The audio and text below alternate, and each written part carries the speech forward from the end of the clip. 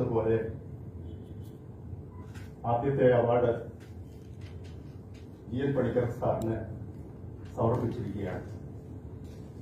അതിൽ പ്രധാനപ്പെട്ടതായി പറയേണ്ട കാര്യങ്ങളൊക്കെ ശ്രീ ജയകുമാർ സാറ് ഇവിടെ പറഞ്ഞു കഴിഞ്ഞു. ആദ്യമേ ഈ ചടങ്ങിൽ PC നായർ ഫൗണ്ടേഷന്റെ സംഘടിപ്പിച്ചിരിക്കുന്ന ഈ ചടങ്ങില് അവാർഡ് നൽകിയ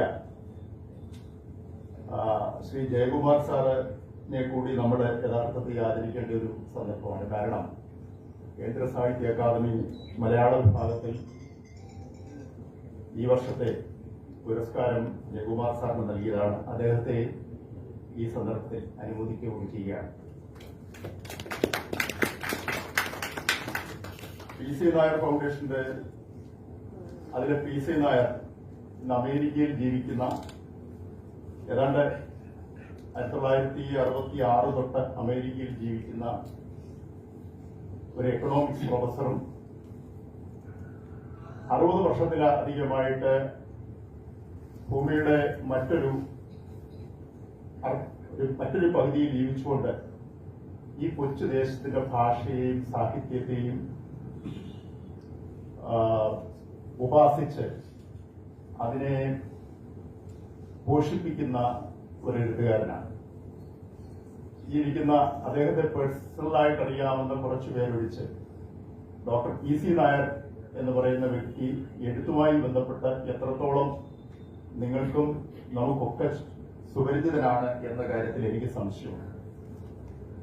ഏതാണ്ട് ഒരു 5 വർഷത്തിന് മുമ്പാണെന്ന് തോന്നുന്നു, അന്ന് ജയകുമാർ സാറും കൂടി പങ്കെടുക്കുന്ന ഒരു ചടങ്ങിൽ വെച്ചാണ് അദ്ദേഹത്തിന്റെ ഒരു പുസ്തകം ഗ്രീൻ ബുക്സ് പ്രസിദ്ധീകരിച്ച ഹെർമൻ ഹെസ്സയെ കുറിച്ചുള്ള ഒരു പുസ്തകം പ്രസിദ്ധീകരിക്കുന്നത്. അന്ന് Shri R Ramendran Nair sir IAS ഉൾപ്പെടെയുള്ള ആളുകൾ ഉണ്ടായിരുന്നു.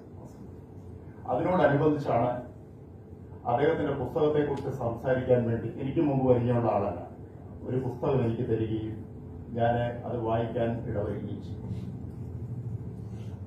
അത്ഭുതത്തോടുകൂടി ഞാൻ പറയട്ടെ, മലയാളത്തിൽ സാഹിത്യ വിമർശന മേഖലയിൽ അല്ലെങ്കിൽ സാഹിത്യ പഠന മേഖലയിൽ ഉണ്ടായിട്ടുള്ള ഏറ്റവും മികച്ച ഒരുപിടി പുസ്തകങ്ങളുടെ ലിസ്റ്റ് എടുത്താൽ അതിൽ ഞാൻ ഇപ്പോഴും ആ പുസ്തകം ഇന്നുകൂടി അതിന്റെ കുറെ ഭാഗങ്ങളൊന്ന് വായിക്കാൻ ശ്രമിച്ചു. ഒരുപിടി പുസ്തകങ്ങൾ എടുത്താൽ അതിൽ ഏറ്റവും ശ്രദ്ധേയമായ 2 കാരണങ്ങളുണ്ട്. ഒന്ന്, ഒരു ലോക ക്ലാസിക് എഴുത്തുകാരന്റെ ഹെസ്സെ എന്ന് വിളിക്കുന്ന ഹെർമൻ ഹെസ്സെ എന്ന് വിളിക്കുന്ന ഹെർമൻ ഗുണ്ടത്തിന്റെ മകളുടെ മകനായി ജനിച്ച് ഏറ്റവും മികച്ച കൃതികൾ സിദ്ധാർത്ഥി ഉൾപ്പെടെ ലോകത്തിന് സംഭാവന ചെയ്ത ഹെർമൻ ഹെസ്സയുടെ ജീവിതത്തിലൂടെ കടന്നുപോകുന്ന, അതേപോലെ സാഹിത്യ ജീവിതത്തിലൂടെ കടന്നുപോകുന്ന, ഒരേ സമയം രണ്ടിനെയും കൂടി ചേർത്ത് കടന്നുപോകുന്ന ഒരു വലിയ മികച്ച പഠനം എഴുതിയ ആളാണ് ഡോക്ടർ PC നായർ. അദ്ദേഹത്തിന്റെ ബേസിക് സ്ട്രീം, അദ്ദേഹത്തിന്റെ അടിസ്ഥാന മേഖല എന്ന് പറയുന്നത് എക്കണോമിക്സ് ആണെന്ന് ഞാൻ ആദ്യം പറഞ്ഞു. ഏതാണ്ട് 50 വർഷമായി എക്കണോമിക്സ് കൈകാര്യം ചെയ്യുന്ന ആളാണ്. പക്ഷേ ഞാൻ അത്ഭുതമെന്ന് നേരത്തെ പറഞ്ഞു 2 കാരണങ്ങൾ കൊണ്ടാണ്. ഒന്ന്, അദ്ദേഹം അതിലുപയോഗിച്ചിരിക്കുന്ന ഭാഷയുടെ ശക്തിയാണ്. എന്നെയൊക്കെ പഠിപ്പിച്ച പ്രൊഫസർ KP അപ്പൻ, മലയാള നിരൂപണത്തിലെ എക്കാലത്തെയും ഉന്നത ശിഖരങ്ങളിലൊന്നായ KP അപ്പൻ പറയുമായിരുന്നു, നിങ്ങളുടെ സാഹിത്യ പഠനത്തിൽ, നിങ്ങളുടെ സാഹിത്യ രചനയിൽ നിങ്ങൾ അവശ്യം പാലിക്കേണ്ട ഭാഷാപരമായ നൈപുണ്യം നേടിയെടുക്കാൻ നിങ്ങൾ പിന്തുടരേണ്ട എഴുത്തുകാരൻ മലയാളത്തിൽ ഡോക്ടർ K ഭാസ്കരൻ നായരാണ് എന്ന് പറയാം. ഡോക്ടർ K ഭാസ്കരൻ നായർ ദൈവനീതിക്ക് ദാക്ഷിണ്യമില്ല എന്ന CVയെ കുറിച്ചുള്ള ഏറ്റവും കണ്ടന്റ് വൈസ്, ക്വാണ്ടിറ്റി വൈസ് ഏറ്റവും ചെറിയ പുസ്തകം, എന്നാൽ കണ്ടന്റ് വൈസ് എത്ര കാലം മലയാള ഭാഷ നിലനിൽക്കുന്നോ അത്ര കാലം വരെ മലയാളത്തിൽ വായിക്കപ്പെടുന്ന CVയെ കുറിച്ച് വായിക്കുമ്പോൾ വായിക്കാൻ ഒറ്റ പുസ്തകം അവശേഷിക്കുകയാണെങ്കിൽ ബാക്കിയെല്ലാം പോയി. പ്രതിപാത്രം ഭാഷണബോധം പോയി. നവരസങ്ങളെ കേന്ദ്രീകരിച്ചുണ്ടായ ലീലാവതിയുടെയും SP വേണുഗോപാൽ നായരുടെയും ഉൾപ്പെടെയുള്ള CV പഠനങ്ങൾ, KP അപ്പന്റെ CV പഠനങ്ങൾ, പുതിയ കാലത്ത് രാജശേഖരൻ ഉൾപ്പെടെയുള്ളവരുടെ പഠനങ്ങളെല്ലാം വിസ്തൃതമായാലും അവശേഷിക്കുന്ന ഒരൊറ്റ കൃതിയാണ് ദൈവനിധിക്ക് ദാക്ഷിണ്യമില്ല. അദ്ദേഹത്തിന്റെ ബേസിക് സബ്ജക്ട് എന്ന് പറഞ്ഞാൽ സുവോളജിയായിരുന്നു. സുവോളജി പ്രൊഫസറായിരുന്നു. അദ്ദേഹം കേരളത്തിലെ ഉന്നത വിദ്യാഭ്യാസ ഡയറക്ടറുമായിരുന്ന ആളാണ്. പക്ഷെ അദ്ദേഹം കൈകാര്യം ചെയ്ത വിഷയം സുവോളജിയാണ്. അദ്ദേഹം എഴുതിയ ഭാഷയാണ് KP അപ്പൻ ഞങ്ങളെ പോലുള്ള വിദ്യാർത്ഥികൾക്ക് 1990-കളിൽ അദ്ദേഹത്തിന്റെ ക്ലാസ് റൂമുകളിൽ നിങ്ങൾക്ക് ഭാഷ കൈകാര്യം ചെയ്യാൻ വേണ്ടി, ഭാഷ കൈകാര്യം ചെയ്യുക എന്ന് പറഞ്ഞാൽ സാഹിത്യത്തിന് വേണ്ടിയുള്ള ഭാഷ കൈകാര്യം ചെയ്യാൻ വേണ്ടി ചൂണ്ടിക്കാണിച്ചത്. എന്നാൽ ഞാൻ അത്ഭുതത്തോടുകൂടി എന്ന് പറഞ്ഞില്ലേ, ആ അത്ഭുതം എന്താണെന്ന് വെച്ചാൽ അതിനുശേഷം ഒരു എക്കണോമിക്സ് പ്രൊഫസർ എഴുതിയ, അതും 50 വർഷമായി കേരളത്തിൽ ജീവിക്കാറ് മറുനാടൻ മലയാളിയായി ജീവിച്ചുകൊണ്ട് പാശ്ചാത്യ ഭാഷ നിരന്തരം വ്യക്തിജീവിതത്തിൽ ഉപയോഗിക്കേണ്ടി വരുന്ന ഒരു പ്രൊഫസർ തന്റെ ഗ്രഹാതുരമായ ഓർമ്മകളെ താലോലിച്ചുകൊണ്ട്, പ്രത്യേകിച്ചും ഇബ്സനെ പോലെയുള്ള ഒരു ഉന്നത സാഹിത്യ പ്രതിഭയെ മലയാളത്തിൽ അവതരിപ്പിക്കുമ്പോൾ ഉപയോഗിക്കുന്ന ഭാഷ നിങ്ങൾക്ക് അനുകരണീയമായ ഭാഷയാണെന്ന് നിങ്ങളുടെ മുമ്പിൽ ചൂണ്ടിക്കാണിക്കാനാണ്. അത്ര മികച്ച, അത്രയും ക്ലിപ്തവും അതേസമയം ക്ലാരിറ്റിയോടുകൂടി മലയാളത്തിൽ ഗദ്യം എഴുതാം എന്ന് ഒരു എക്കണോമിക്സ് പ്രൊഫസർ നമ്മൾക്ക് കാണിച്ചു തരികയും പറഞ്ഞു തരികയും ചെയ്തതാണ് ഹെർമൻ ഹെസ്സയെ കുറിച്ചുള്ള അദ്ദേഹത്തിന്റെ ഹെർമൻ ഹെസ്സെയുടെ ഒരു ആമുഖം എന്ന് പറയുന്ന ഈ പുസ്തകം. അദ്ദേഹത്തിന്റെ ഈ പുസ്തകത്തിന്റെ ഒരു പ്രത്യേകത ഈ സന്ദർഭത്തിൽ സൂചിപ്പിക്കണം. കാരണം ഈ അവാർഡുമായി അതിന്റെ ബന്ധം എന്താണെന്ന് വെച്ചാൽ, ഹെർമൻ ഹെസ്സെ എന്ന വിഖ്യാതനായ എഴുത്തുകാരന്റെ ജീവിതവും അദ്ദേഹത്തിന്റെ സാഹിത്യവും ഒരേ സമയം ചേർത്ത് വെച്ച് പഠിച്ചിരിക്കുന്ന ഏറ്റവും മികച്ച പഠനങ്ങളിൽ ഒന്നായിട്ടാണ് മലയാളത്തിൽ ഞാൻ കാണുന്നത്. ഹെസ്സയെ കുറിച്ച് വേറെ ലേഖനങ്ങളൊക്കെ വന്നിട്ടുണ്ട്. പക്ഷേ ഹെസ്സയെ കുറിച്ച് ഏറ്റവും മികച്ച രീതിയിൽ അദ്ദേഹത്തിന്റെ ജീവിതത്തെയും സാഹിത്യത്തെയും ചേർത്ത് വെച്ച് പഠിക്കുക, അങ്ങനെ പഠിച്ച കൃതിയാണ്. അദ്ദേഹത്തിന്റെ പേരിൽ ഒരു അവാർഡ് ഏർപ്പെടുത്തി. അദ്ദേഹം വേറെ ട്രാൻസ്ലേഷൻ, ഇബ്സന്റെ തന്നെ മാസ്റ്റർ ബിൽഡറിനെ പോലെയുള്ള കൃതികൾ ട്രാൻസ്ലേറ്റ് ചെയ്തിട്ടുണ്ട്. അദ്ദേഹം സ്വന്തമായി നോവൽ എഴുതിയിട്ടുണ്ട്, പി സി നായർ. പക്ഷേ അദ്ദേഹത്തിന്റെ ഞാൻ ശ്രദ്ധിച്ച ഏറ്റവും മികച്ച കൃതിയായി ഇതിനെ അവതരിപ്പിക്കുന്നതും ഈ അവാർഡിന് അതുമായിട്ടുള്ള ബന്ധം എന്താണെന്ന് വെച്ചാൽ, മലയാളത്തിൽ ഇവിടെ ഡോക്ടർ ശ്രീ ജയകുമാർ സാർ സൂചിപ്പിച്ചതുപോലെ വളരെ ശ്രദ്ധേയമായി ഇരിക്കുന്ന, അതേസമയം പരക്കെ വായിക്കപ്പെടുകയും ഒരുപക്ഷെ തിരുവിതാംകൂർ ഭാഗത്ത് നിന്ന് മലബാറിലേക്ക് പോകുമ്പോൾ ചിലപ്പോൾ തള്ളിപ്പോയ പല എഴുത്തുകാരുടെയും കൂട്ടത്തിൽ പെട്ടുപോയിട്ടുണ്ടാവാം GN പണിക്കർ സാർ. അദ്ദേഹത്തിന്റെ നോവൽ കൊണ്ടും കഥകൾ കൊണ്ടും ഞാൻ നോക്കിയായിരുന്നു 10-ലധികം നോവലുകൾ, ഏതാണ്ട് 20-ലധികം സമാഹൃതമായ കഥകൾ, രാഷ്ട്രീയ ലേഖനങ്ങൾ, സാഹിത്യ പഠനങ്ങൾ, ട്രാൻസ്ലേഷനുകൾ ഉൾപ്പെടെ, ഇംഗ്ലീഷിൽ എഴുതിയ കവിതകൾ ഉൾപ്പെടെ ഒരു വലിയ സാഹിത്യ സമാഹൃത രൂപമാണ് GN പണിക്കരുടെ സാഹിത്യ സംഭാവനകൾ എന്ന് പറയുന്നത്. പക്ഷേ GN പണിക്കർ സാറിനെ ജയകുമാർ സാർ സൂചിപ്പിച്ചതുപോലെയുള്ള പരിഗണന സാഹിത്യ രംഗത്ത് കിട്ടിയിട്ടില്ല എന്ന അഭിപ്രായത്തിൽ ഞങ്ങളെല്ലാം ഉൾപ്പെടുന്ന, അങ്ങനെ അഭിപ്രായമുള്ളവരാണ് ഞങ്ങൾ ഉൾപ്പെടുന്നത്. അതിന് കാരണം ഒരു ഭാഗം അദ്ദേഹം പറഞ്ഞത് വളരെ വളരെ കൃത്യമായി ജയകുമാർ സാർ സൂചിപ്പിച്ചത്. കാരണം 2 ഭാഗം പറഞ്ഞു. ഒന്ന്, തിരുവിതാംകൂർ ഭാഗത്തുള്ളവരോടുള്ള, തിരുവനന്തപുരം എന്ന് പറയണ്ട, തിരുവിതാംകൂർ ഭാഗത്തോടുള്ളവർ എഴുത്തുകാരെ കാണുന്ന രീതിയും വള്ളുവനാട് തൊട്ട് ഉള്ള എഴുത്തുകാരെ കാണുന്ന രീതിയിലുള്ള വ്യത്യാസം. പക്ഷെ ഇതിനെ ഏറ്റവും ഓവർകം ചെയ്തു പോയ ഒരു എഴുത്തുകാരൻ മലയാളത്തിന്റെ എക്കാലത്തെയും വലിയ ജീനിയസായ C വി രാമപിള്ള മാത്രമാണ്. അതിനെല്ലാം ഓവർകം ചെയ്തു. പക്ഷെ ഇന്ന് ഞാൻ കണ്ണൂർ 3 വർഷം മട്ടന്നൂർ പ്രൊഫഷണൽ കോളേജ് പ്രിൻസിപ്പലായിരുന്നതാണ്. അവിടെ ഉള്ള എഴുത്തുകാരെയൊക്കെ കാണുമ്പോൾ അവര് പക്ഷെ CVയേക്കാൾ ഉയർത്തി കാണുന്ന ചന്ദുമേനോനെയൊക്കെ കാണുന്നുണ്ട്. എന്നെ അത്ഭുതപ്പെടും. ചന്ദുമേനോൻ ചെറിയ നോവലിസ്റ്റ് ആണെന്ന് പറയുന്നില്ല, ചന്ദുമേനോൻ വലിയ നോവലിസ്റ്റ് തന്നെയാണ്. മാസ്റ്റർ ബിൽഡർ ആരാണെന്ന് ചോദിച്ചാൽ CVയുടെ അടുത്തൊന്നും ആർക്കും വരാൻ പറ്റില്ല, ഇനി ആരും ഉണ്ടായിട്ടുമില്ല. എന്ന് വെച്ചാൽ ഫിലോസഫിക്കലായിട്ട് ജീവിതത്തെ സമീപിച്ച് അത് ഗദ്യത്തിൽ കൊണ്ടുവന്ന് നോവലുകൾ, ജീവിതത്തിന്റെ വിശാലമായ ക്യാൻവാസിൽ നോവൽ എഴുതിയ ആനന്ദിനെ പോലെ ജീവിച്ചിരിക്കുന്നു. ആനന്ദിനെ ഞങ്ങൾ വള്ളത്തോൾ സമ്മാനം കൊടുക്കാൻ വേണ്ടി ഇവിടെ കൊണ്ടുവന്നു.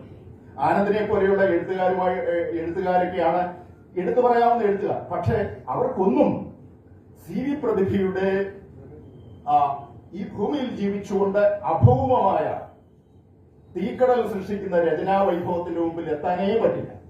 ആ CV തിരുവിതാംകൂറിന്റെ എക്കാലത്തെ വലിയ സമ്പത്ത് തന്നെയാണ്, ആർക്കും ചോദ്യം ചെയ്യാനായിട്ട്. അവരെ അംഗീകരിക്കാൻ പോലും മടിയുണ്ട് എന്ന് പറയുമ്പോൾ ആ പ്രാദേശികത വലിയ പ്രശ്നമാണ്.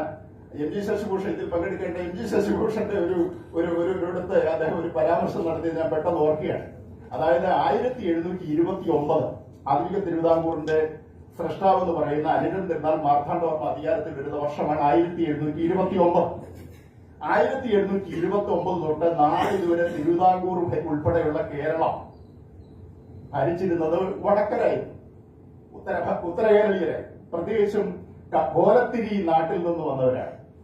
ഇൻക്ലൂഡിംഗ് ദി അനിഴം തിരുനാൾ മാർത്താണ്ഡവർമ്മ ഉൾപ്പെടെ തിരുവിതാംകൂറുകാരനല്ല. പിന്നെ എല്ലാം ദത്തെടുക്കുന്ന ആളുകളാണ്.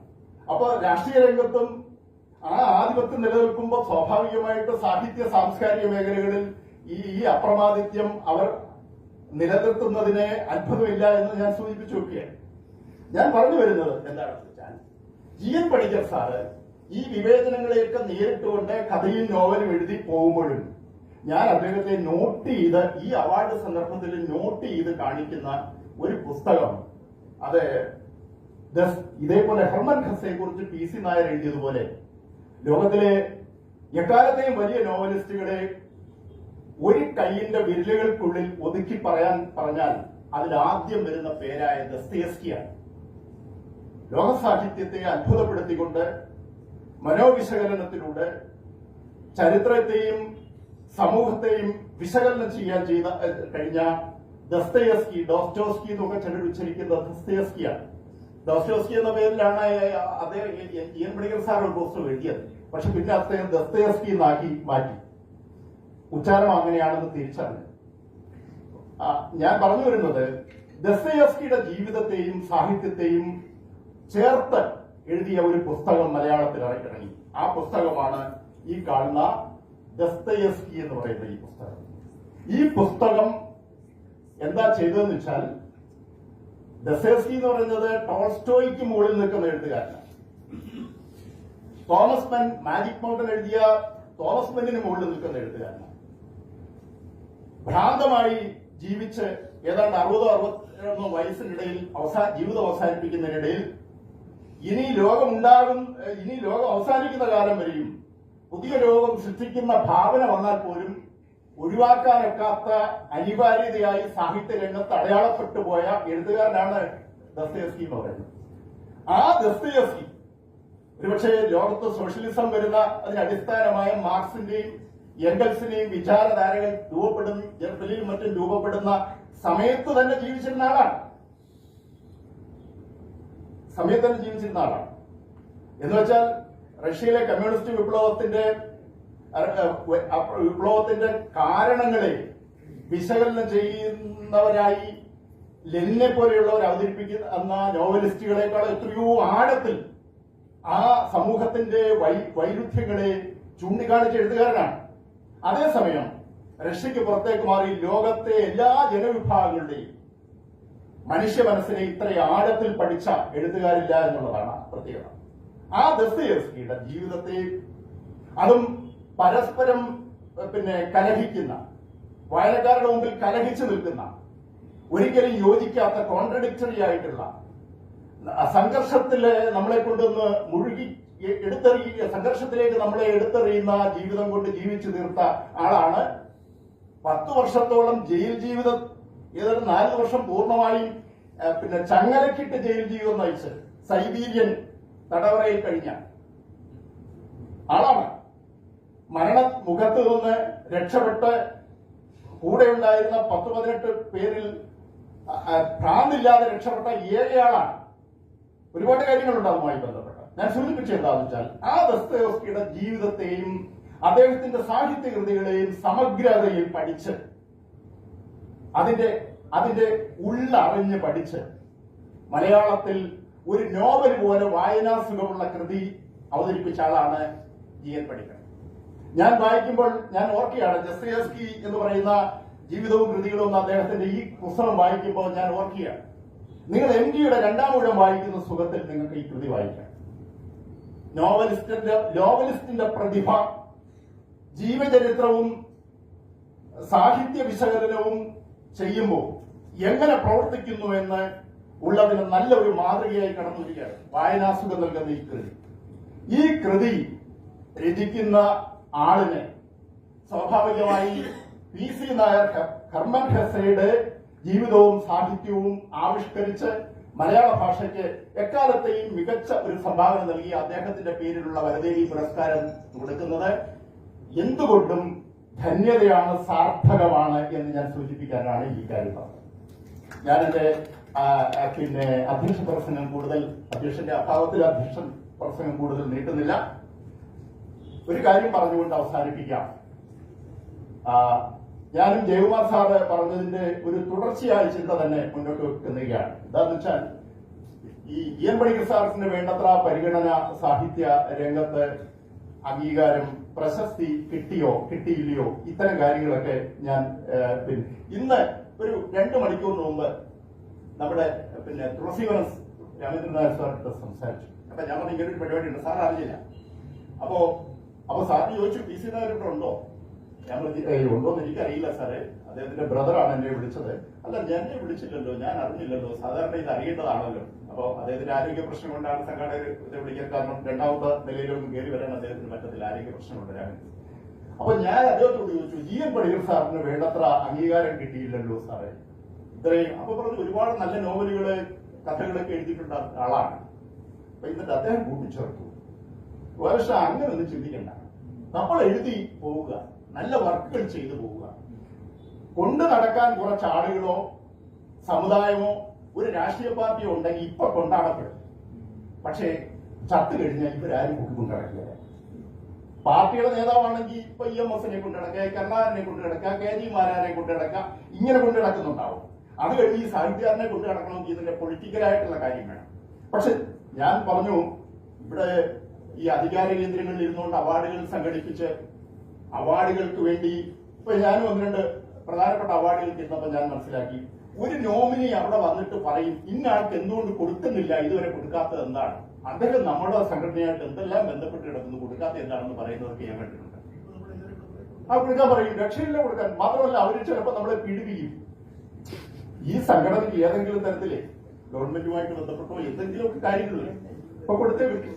അങ്ങനെ സകല അവാർഡ് മേടിച്ച ഒരു ആളിന് ഞാൻ ഉൾപ്പെടുന്ന ഒരു കമ്മിറ്റിയിൽ ആ പ്രസ്ഥാനം അവാർഡ് കൊടുത്ത വേദിയിൽ നമ്മുടെ ചലച്ചിത്രഗാന രചയിതാവായ തമ്പിസാർ, നമ്മുടെ തമ്പിസാർ പേര് പറഞ്ഞു, ഇദ്ദേഹത്തിന് ജ്ഞാനപീഠം കൂടി ഈ പുസ്തകത്തിന് കിട്ടുമെന്ന് കളിയാക്കി. എന്നിട്ടും അദ്ദേഹത്തിന് മനസ്സിലാവുന്നില്ല. മനസ്സിലായില്ലേ? ആളെപ്പടി കിട്ടിയാണെന്ന് ഞാൻ പറയുന്നില്ല. ആ വേദിയിൽ പറയുകയാണ്, അദ്ദേഹത്തിന് മുമ്പ് വെച്ച് അവാർഡ് അദ്ദേഹം കൊടുക്കുന്നത്, തമ്പിസാറാണ് പറഞ്ഞു കൊടുക്കുന്ന അവാർഡ്. അപ്പൊ തമ്പിസാർ പറയുക, ഇദ്ദേഹത്തിന് ഈ പുസ്തകത്തിന് തന്നെ ഇദ്ദേഹം ജ്ഞാനപീഠം കൂടെ മേടിക്കും.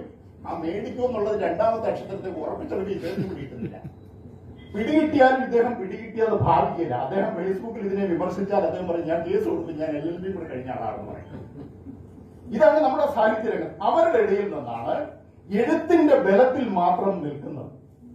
ഞാൻ ഇവിടെ ആദ്യം സംസാരിച്ചപ്പോൾ AB രഘുനാഥൻ നായർ അദ്ദേഹം ഈ സദസ്സിൽ ഇരിപ്പുണ്ട്. ഞാനൊക്കെ 25 വർഷത്തിന് മുമ്പിൽ ഒരു PhD ചെയ്യുന്ന കാലഘട്ടത്തിൽ ഞാൻ രാജലക്ഷ്മിയെ കുറിച്ച്, മലയാളത്തിലെ വലിയൊരു എഴുത്തുകാരി, MTയുടെ സമകാലികയായ എഴുത്തുകാരി രാജലക്ഷ്മിയെ കുറിച്ച് കൂടി പഠിച്ചു. അപ്പോ എനിക്കറിയില്ല, ഞാനൊരു പുസ്തകം അന്വേഷിച്ചു ചെന്നപ്പോൾ AB രഘുനാഥൻ നായർ, ഞങ്ങൾക്ക് അദ്ദേഹത്തെ അറിയത്തില്ല. പക്ഷെ എന്ത് ഗൗരവമായിട്ട് പഠിച്ചിരിക്കുന്നു. നിങ്ങൾ എത്ര പേർക്ക് അറിയാം അങ്ങനെ ഒരാളുടെ പേര്? അറിയാം. അപ്പൊ ഇത് നമ്മുടെ മനസ്സിൽ കിടക്കും. ഗൗരവമായി ഇതിനെ കാണുന്നവർ നിങ്ങളെ കൊണ്ടാക്കാനോ കുതിരയെടുപ്പ് പോലെ തെക്കൻ തിരുവിതാംകൂറിൽ കാണുന്നത് പോലെ കെട്ടുകുതിരയെടുപ്പിനൊന്നും ആൾ വേണമെന്നില്ല. നിങ്ങൾ ഓർക്കപ്പെടും ആവശ്യപ്പെടും. പക്ഷെ ഇങ്ങനെയുള്ളവരെ അവരൊരു പുസ്തകം തന്നിട്ട് ഇതിനെക്കുറിച്ച് ഒരു നല്ല വാക്ക് എഴുതണമെന്ന് പറഞ്ഞ് ചെയ്യിക്കുന്ന ഈ അവാർഡും ഈ പുസ്തകങ്ങളും ഒന്നും നിലനിൽക്കില്ല. അപ്പൊ ഗൗരവമായിട്ട് കാണുന്നവർക്ക് പ്രാധാന്യം. ഞാൻ എന്തുകൊണ്ട് PC നായര്, എനിക്ക് വേറെ അദ്ദേഹമായിട്ട് എന്താ ബന്ധം? ഞാൻ ഓർക്കുകയാണ്. ഡോക്ടർ ഭാസ്കരൻ നായരെ ഓർക്കുമ്പോൾ, ഭാഷയെക്കുറിച്ച് ഓർക്കുമ്പോൾ PC നായരെ എന്റെ മനസ്സിലേക്ക് വരണമെങ്കിൽ പ്രത്യേകിച്ചും മലയാള ഭാഷ 30 വർഷമായിട്ട് ഔദ്യോഗികമായി തന്നെ കൈകാര്യം ചെയ്യേണ്ടി വരുന്ന ഞങ്ങളെ പോലുള്ളവർക്ക് അത് വേണ്ടി വരുന്നു, ഓർക്കേണ്ടി വരുന്നു എന്ന് പറഞ്ഞാൽ ഒരാൾ ഒരു വർക്ക് ചെയ്തിട്ടാൽ അതിന് ഗുണമുണ്ടെന്നാണ്. അതുകൊണ്ട് GN പണിക്കർ സാർ അദ്ദേഹത്തിന്റെ നോവലുകളും കഥകളും മറ്റു രചനകളും ഒക്കെ എന്നെങ്കിലും വായനയുടെ ലോകത്ത് നിന്ന് എന്താ പറഞ്ഞ അപ്രത്യക്ഷമായാലും ഞാൻ ഉറച്ചു വിശ്വസിക്കുന്ന, എന്നുവെച്ചാൽ ഞാൻ അതിനെ ഒന്നും ചെറുതാക്കാനല്ല അറിയുന്നത്, അപ്രത്യക്ഷമായാലും നിലനിൽക്കുന്ന ഒരു കൃതി എന്നെ സംബന്ധിച്ചിടത്തോളം ഈ ദസ്തയോസ്കിയുടെ ജീവിതവും കൃതികളുമാകും എന്ന് ഞാൻ മനസ്സിലാക്കും. അതുകൊണ്ട് വരദേവി പുരസ്കാരം അതേപോലൊരു കൃതി എഴുതിയ PC നായരുടെ പേരിൽ വരദേവി പുരസ്കാരം ആ ഫൗണ്ടേഷൻ കൊടുക്കുമ്പോൾ ആ foundation doctor Shri GN Panicker സാറിന് കൊടുത്തുകൊണ്ട് ആ അവാർഡ് ധന്യമായി എന്ന് അറിയിച്ചുകൊണ്ട് ഈ ഒരു വാക്കുകൂടെ ഞാൻ കഴിയുന്നു. ഈ 30 വർഷം മുമ്പ് ഒരു കാര്യം കൂടി പറയാം. ഞങ്ങളുടെയൊക്കെ ഗുരു AP അപ്പനെ ഒരാൾക്കും ചോദ്യം ചെയ്യാൻ ഒക്കാത്ത തരത്തിലുള്ള ശക്തിയുള്ള വിമർശകനായിരുന്നു, നിങ്ങൾക്കറിയാം. അത്ര കരുത്തുള്ള സുകുമാർ അഴീക്കോടിന്റെ മലയാള സാഹിത്യ വിമർശനം എന്ന കൃതിയെ ഒരൊറ്റ ചെറിയ 3 പേജുള്ള ലേഖനത്തിനുള്ള തകർത്ത് തരിപ്പണമാക്കുന്ന തരത്തിൽ ഗവേഷണത്തിന്റെ ചീട്ടുകൊട്ടാരം എന്ന് പറയുന്ന ലേഖനത്തിലുള്ള തകർത്തിന്റെ KP അപ്പനെയൊക്കെ നിങ്ങൾക്കറിയാം. ആ KP അപ്പൻ ഒരിക്കൽ പറഞ്ഞു, പെരുമ്പടവൻ ശ്രീധരന്റെ സങ്കീർത്തനം പോലെ എന്ന് പറയുന്ന കൃതി വന്ന കാലമാണ്. അപ്പൊ സാറിനെ കാണാൻ വേണ്ടി ഞാൻ ഒരു കാര്യത്തിൽ ചെന്നപ്പോ സാറിനോട് ഈ പുസ്തകങ്ങളെ കുറിച്ചൊക്കെ പറഞ്ഞപ്പോ ഞാൻ മനസ്സിലായി ഇത് ഇങ്ങനെ ഒരു പുസ്തകം. അതെ, ദസ്തയേവ്സ്കിയെ കുറിച്ച് നല്ല പുസ്തകം മുമ്പേ വന്നില്ലേ. അതെ, GN പണിക്കർ എഴുതിയ ദസ്തയേവ്സ്കി എന്ന് പറയുന്നത് KP അപ്പനാണ് പറയുന്നതെന്ന് പറഞ്ഞു. KP അപ്പന്റെ വായിൽ നിന്നൊരു പരാമർശം ഒരു സാഹിത്യ കൈകാര്യം ചെയ്യുന്ന ആൾക്ക് വന്നാൽ കിട്ടുന്ന ആനന്ദം എത്രയാണെന്ന് എനിക്കറിയാം. പ്രത്യേകിച്ചും ആനന്ദിനെ, മുകുന്ദനെ, OV വിജയനെ തുടങ്ങിയ സേതുവിനെ, ആ കാലഘട്ടത്തിലെ KP നിർമ്മൽകുമാറിനെ ഉൾപ്പെടെയുള്ള ആധുനികതയുടെ കാലത്തെ എല്ലാ എഴുത്തുകാരെയും പ്രൊട്ടക്ട് ചെയ്യുകയും അവർക്ക് വേണ്ടി പ്രതിരോധം സൃഷ്ടിക്കുകയും ചെയ്ത വലിയ എഴുത്തുകാരനാണ് പറയുന്നതെന്ന് ഓർക്കണം. GN പണിക്കർ വന്നത് ഏറ്റവും മികച്ച കൃതി വന്നു കഴിഞ്ഞു. അത് GN പണിക്കരെ കുറിച്ചാണെന്നുള്ള കാര്യം കൂടി ഞാൻ ഓർമ്മിച്ചുകൊണ്ട് ഈ അധ്യക്ഷ പ്രസംഗത്തിന് അവസരം കിട്ടിയത് നന്ദി പറഞ്ഞു. നമസ്കാരം.